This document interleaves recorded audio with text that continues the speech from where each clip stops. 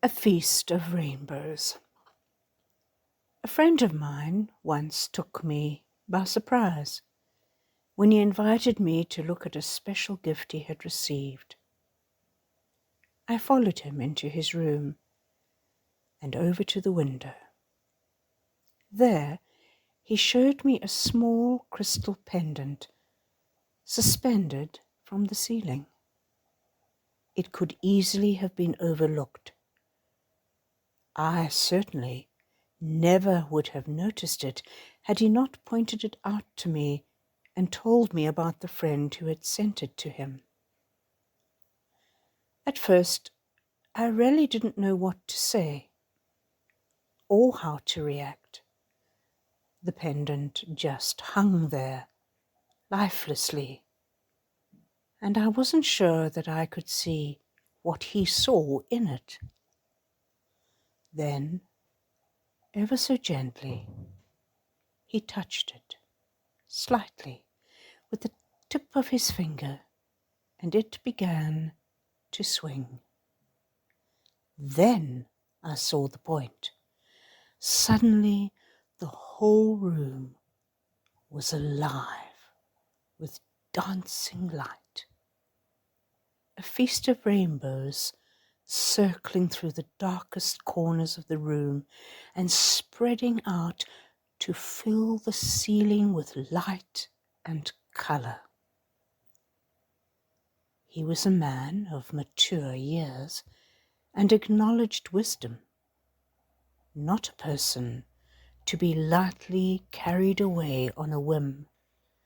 But I saw his eyes light up in delight as he touched the crystal into life. I saw the joy of a child seeing the world for the first time, or the joy of a creator who has found a means of vibrant self-expression, and the joy was infectious. I felt as though I had been present to a miracle and also a sacrament of prayer. A heart that is focused on God is like that crystal hanging silently from the ceiling. It does nothing in itself except to be what it is. But it is open to the full radiance of the morning light, such as streamed in through my friend's window. It is open and receptive to an invisible light, and when it is touched into motion, it breaks down this invisible light into all the colors of the world, the light inaccessible, hid from our eyes, of which the hymn speaks, and it becomes accessible and visible. It reveals itself in every color and shade of our lived experience and in the infinite variations of our everyday. It calls us personally to be in touch with the heart of the Creator and to let His light be expressed in the colors of our lives. It calls us into life. A lovely thought.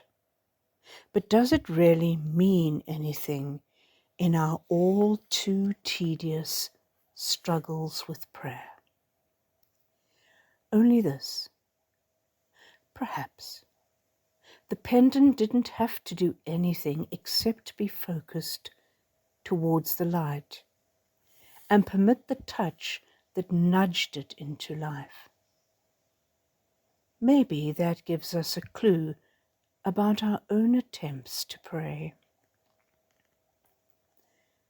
The material in this book was originally written for various groups of people who said they were looking for ways of being in a more personal relationship with God through prayer. This desire in itself was enough to focus their hearts towards the light they were seeking. When you picked up this book and began to read it, you were expressing the same kind of desire. Such a desire is all God needs to start revealing His infinite variety in our lives and in our world. Once this initial desire had brought them together to share their journey, their searching, all they needed to do was to be themselves, receptive to the nudging of God in their hearts. No more is asked of you. Simply be open to the possibilities of the feast. All you need to gain admission is a sense of wonder and the kind of trust that takes the presence of God seriously in every choice you make and in every event that presents itself in your life. To take God seriously is sooner or later going to call us to trust His guidance in making the many choices, some of them life-changing, that arise in our daily lives. If God is asking us to direct our lives minute by minute in the light of His guidance, how can we be sure of that guidance? For most, such certainty is not part of our mental and emotional experience. We tend to look with skepticism upon those who claim to have divine revelation. We regard such people as either spiritual giants or fools.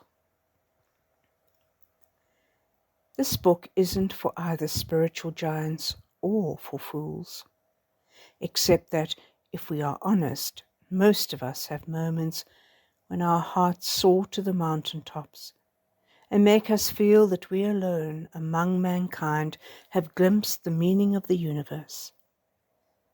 And most of us feel a little bit foolish afterwards. Prayer surely is not a haven of certainty, but a way of being in uncertainty. So this book is for those who know that they don't know, but have enough trust in their hearts to take the first steps of prayer and see where they lead. I am taking these steps, these first steps myself, and I expect still to be taking first steps on the day I die. I invite you to discover your own steps and let God build up your confidence gradually, steadily, that this truly is a path that can be trusted. If this book isn't for spiritual gurus, just as certainly as it isn't for religious people either, if prayer is meaningful at all, it is meaningful for everyone.